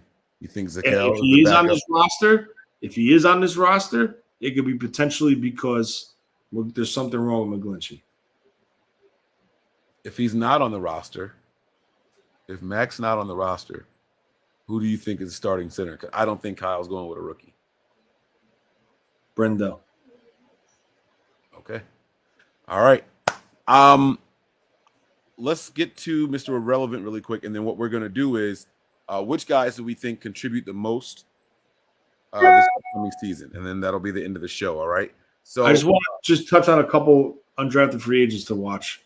Oh, okay. All right. So then let's do this really quick. Iowa State University, Mr. Brock Purdy, Mr. Irrelevant, apparently everyone's favorite quarterback on the team now. I don't know what happened here. I don't know how this happened. But sure, let's talk about it. What were your thoughts on Brock Purdy when the announcement was made? Now, if you guys go back and watch the video, Tony was losing his shit. Tony did not understand why we couldn't. The last 3 picks of the draft, the safeties were just sitting right there. The centers were just sitting right there. Guys that we had 3rd round grades on our board were just sitting there. And Mr. Irrelevant is coming up, and we're like, all right, let's do it. And then we get a quarterback, and I was like, yes, I told you. I knew we were going to get a quarterback. And Tony is losing his freaking mind. But you can see the plan. Again, especially once the UDFA started becoming announced, you kind of see the plan coming together. Brock Purdy, you said something during the draft. This was about rights. What were your thoughts on the young man? I think they asked themselves, how would it be easier to get Brock Purdy on the board, on the roster, right? You sign him as an undrafted free agent. It's a 1-year deal, I believe, or a 2-year deal. They probably would have had to guarantee him at least $225 to bring him in, because Carson Strong, I think he got $275 or $300,000. So it would have cost them some money to get him in. So they said, screw it, let's just take him here. And they solidified him. They secured him for 3 or 4 years. And now they have their arm to compete with Sudfeld going forward for the backup spot, not this year, next year. But they needed another arm for training camp. You can't go in with 2 quarterbacks, so you need third. And I wouldn't be surprised if they move once they make the decision with Jimmy. They bring another guy in. So, do I think he's the starting quarterback of the San Francisco 49ers? Absolutely not. But I do understand why Kyle drafted him, because if you watch him and if you listen to people talk about him, he's a 4-year starter. He's a team captain. He does what he's told to do. This guy. You heard what I just said, right? He does what he's told to do? Yeah. And just a little tidbit on him. Nick Saban offered this guy a scholarship. 12,000 yards, 81 touchdowns. He went out there and set records at Iowa State. I think that this guy, how do I say this? He's a safer C.J. Beathard. He's tough. He keeps his eyes downfield. He looks to throw at all times. A smart kid that wants to come in here and, like you said, coach me up. He is very, very, very coachable. He did participate in the combine. They have some, No, I dropped something. Oh, okay. He has some tape out there. You can see him making some of the passes to some of the wide receivers during the combine. He ran a 4.84, 27-inch vertical, 7.21 3-cone, and a 4.45 20-yard shuttle. All right. He comes in a 6'1", 29-inch arms, very short arms for 6'1". God, I think that's why he looks so short to me. I mean, 6'1" isn't tall for a quarterback anyway, but he looks like when I look at this guy on film, Tony, like all the videos you see of this guy, like with the pads on and behind the offensive line and things like that, he looks like he's 5'8". He looks so small, and then when he throws the ball, it looks even worse. And I think it's the little short, T-Rex arms going out there. You know what I'm saying? So, you think that we have our 4-year backup right here? Potentially, you don't know. All right. Could he outplay Sudfeld? Wouldn't matter. Sudfeld's guaranteed he's going to be here this year. No, I'm saying past. Oh, yeah. Afterwards. Okay, I see what you're saying. It's possible. It's possible, man. I think that Kyle's going to make this kid live in the book. He's going to help on the scout team, and I think Kyle's going to do with him what he did with Trey Lance this past season. Your job is to know the book, know the plays, get comfortable in this system, and then if your number ever gets called, we'll do what we can to keep you protected. Yep. So, all right. Now, I know you said there were some undrafted free agents you wanted to highlight. Do you want to go over all of them? Or do you I'm just going to pick a couple guys. You got to start with my man, Donovan West, right? Is that where you're going? Yeah, that's number one. Definitely. Donovan West. I'll go over. Actually, I'll go through them all quick. All right, go ahead. Donovan West, 4-year starter at Arizona State, ties with Herm Johnson. Why I like him, because he was in a NFL setting with Herm Johnson being there on preparation, how to prepare for games, stuff like that, film study. I love it. 100,000, 15 signing bonus. I have no problem with it. You bring him in, and I'll tell you what, if this kid shows up, he makes the 53. I'm telling you now, this kid could make this 53-man roster. Everywhere you read about him, he's good at what he does. He's very good at what he does, playing center. He started 2 seasons as a guard, 2 seasons as a center.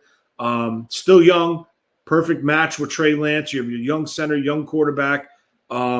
Experience, he has it. And like I said, ties to Herm Johnson. Next up, Tay Martin. You want to know about him? Turn on the Notre Dame game from last year. That's all I have to say. He's a faster version of Kendrick Bourne. Jason Poe, 6'1", 305, undersized lineman, freak athlete from Mercer. You want to learn about him? Turn on Mercer versus Alabama. Watch him lead downfield, knocking Alabama's safeties and linebackers on their ass. Just watch that. Sagone Alubi, a linebacker from San Diego State, 5'11", 6'2", 225, runs a 4.35 40, sideline to sideline linebacker, great tackler, good in coverage. Jeremiah Gemmel, linebacker from North Carolina, which they gave $90,000 signing bonus. No, guaranteed. Oh, okay. He was a $90,000 guaranteed. Leader on the field, wore the green dot, if you will. Excellent tackler, plays sideline to sideline. You know, you got 2 linebackers coming up on 1-year deals. Got to replenish. So just a name to watch. Tyler Hawkins, a safety from San Diego State. San Diego State had an excellent defense this year, was a playmaker on the back end, gives you versatility as safety and corner. So that's another thing. Tasir Mack was a deep threat for Kenny Pitt from wide receiver out of Pittsburgh. Leon O'Neal, one of the bigger names, undrafted, projected to go anywhere from round 3 to 7. Big SEC safety. Knock on him is his tackling is a little suspect, but has a decent IQ. He's a worker. He's a football guy. He has a shot to make the roster. Sleeper, Kevin Atkins, defensive tackle out of Fresno State. Another gap penetrating defensive tackle, similar to Kalia Davis. Pin years back, played a run to the quarterback. Perfect fit for Koceric. Sam Schulster, a guard tackle from Minnesota. He's a bigger guy, 6'6", 325. Quazan Trez Knight, a DB from UCLA. He played at multiple colleges. I don't know why, but he played at like 3 or 4 different, NCAA schools. At rookie minicamp, they were working him as the slot corner. That's an interesting tidbit. Garrett Walston was just cut from North Carolina because they signed a third-year tight end from Patriots and Broncos. Tony from Gelly. Yeah. Interesting fact on him, I think he's missing a finger on his hand. Oh, shit. I think. If that's the guy, now I'm sure. A workout guy, someone that I really like. And I didn't hear that they offered him a deal. Calvin Turner, running back, wide receiver from Hawaii. Kid's a beast. He could do it all. I don't think he timed well. That's why he went undrafted. But he could run the ball. He's like a Debo, a little mini Debo. Like same type of skill set. Runs hard, runs angry, can catch, can run routes, kick return, play special teams. He's a jack of all trades, master at none. And Mason from Georgia Tech. Third down back. I think he's 6'1", 215. A little bit bigger than your normal scat back or third down back. Catch the ball well out of the backfield, runs hard in between the tackle, one cut, downhill runner. Typical 49ers running back. But just one quick thing about this whole draft you didn't class. mention Jason Poe. Yeah, it did. Oh, I missed it. I said him put the tape on versus Alabama. How he's okay. I'm sorry. Just one final tidbit, and I'll stop babbling about this shit. All these guys they drafted, they're drafting them for a reason. They're positions of needs in 2023. They're all high IQ football guys, hungry guys, committed guys. Majority of them are 4-year starters. Majority of them are team captains. They're leaders on and off the field. They're high IQ, hungry football players. They want to learn. They want to become better, and they're all hungry and they want an opportunity to make this team. And to be honest with you, who wouldn't want to come to this team? Excellent coaching across the board from top to bottom. It's good. At first, my draft grade was a C because, it's the oh shit grade. What are they doing? Yeah. But going back, looking at the whole picture, the 9 selections and the 13 undrafted free agents, this is a strong B+, A- to me. I understand it's based on paper and what you've seen in college and how you project them or the team projects them to the next level. But, they're the main objective was strengthening your roster from last year, and with free agency, draft, undrafted free agency, I think they did it. I think they improved the team on all counts, right? Our corners were okay. We were a little nervous about it. No stability there. It was very unstable. You go out and sign Travarius Ward. That's an upgrade. Your special team sucked. You get rid of Hightower. You bring in McLeod, who's a returner, Odin, who's a safety, Burks, who's a linebacker, 3 great special teamers. That's an upgrade. Running backs were plucked off of practice squads. You draft one. That's an upgrade. You're upgrading the team. Change of philosophy in the offense with the run and the type of running backs.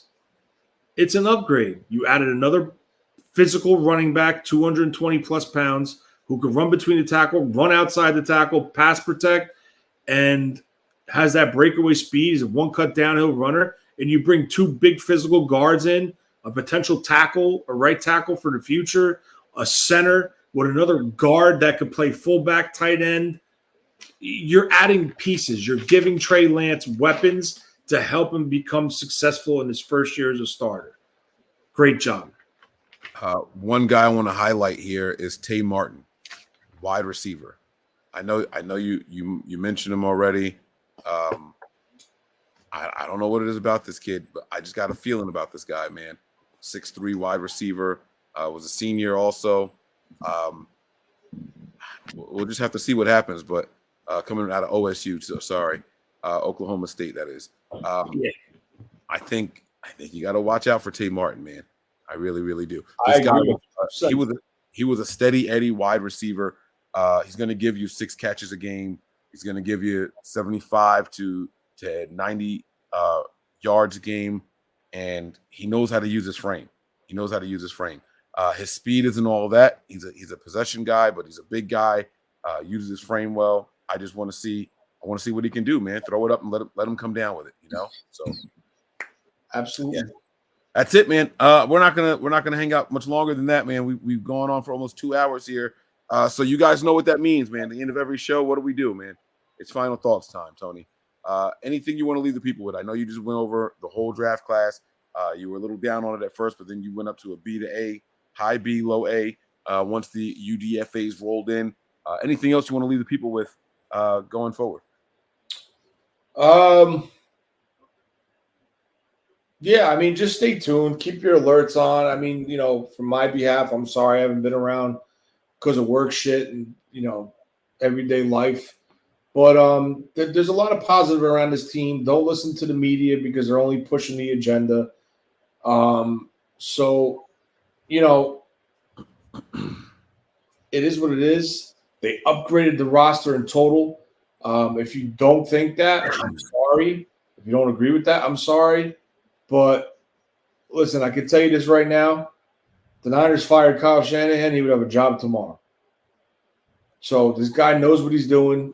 They wouldn't be able to finish saying you're fired. They'd be like, "You're fired. Where? Already?" Yeah. He's doing what he needs to do. He's making the roster better. He's surrounding Trey with more toys. And that's what you do. Every position group was upgraded in my opinion. The one thing we could talk about is maybe the offensive line, the continuity, the uncertainty at the center position. That would be a concern. But I mean, everything else, I kind of feel they upgraded. I don't see them taking a step back anywhere except for maybe the center position if Mac doesn't come back. But maybe the tight end, they didn't go for a flashy, big name, athletic tight end. They didn't do that. But just stay positive. Don't let this media ruin the offseason, the success that the 49ers had. I know things that didn't go perfect with Jimmy, but I mean, it is what it is. You got to respect them. You got to, go with the plan. But I will say this. Me personally, I will apply some serious heat to Kyle and John if Jimmy's on that 53. Mm-hmm. I will. And I am a huge Kyle supporter. I will rip it. There's no room for Jimmy on this team. It's done. All right. My final thoughts are going to be pretty simple, man. Our moderators out there. I saw somebody in the chat tonight say, I hope Trey Lance breaks a leg so Jimmy Garoppolo can play or get cancer or AIDS or something. That shit ain't funny. I want the moderators, get that kind of stuff out of the chat, please. It's that you never wish injury on anybody, not even if you're joking. Like, don't some shit, just keep it to yourself. And everything else is going to be this, guys. It is the time of the year to get a story. Acknowledge your power as faithful. All right. Stop putting names to people and their bullshit stories because we're blowing them up. We're giving them the interactions. We're giving them the clicks. All right. Put that energy to something positive, something that's about your team in a good way. There's no reason for a negative tweet about your team to get 40,000 clicks and then a positive tweet about your team get 100. All right. So use your power the right way, guys. Support the people that support you and the cause that you guys have. All right. That's going to do it for us tonight, man. We're ready to go, man. Excellent show. Tony, thanks for jumping in here, man. I truly and sincerely appreciate it. That's going to do it for us tonight. And let's go home, man. Prepare for glory. Anticipate pain. But always remain faithful. Take us home, Breezy. We out of here. 1. We all gas, no brakes, pumped up, no fakes. We spinning, we winning, we high stakes. We never miss, we all makes. Look at us dudes trying to prove, bringing you news with nothing to lose. Mike, Nick, Tony, Wayne, Method Man, we bring the pain. Hey, see, I'ma confess it. We under the pressure. If you looking to find us, we them nothing but Niners. Nothing but Niners. We nothing but Niners.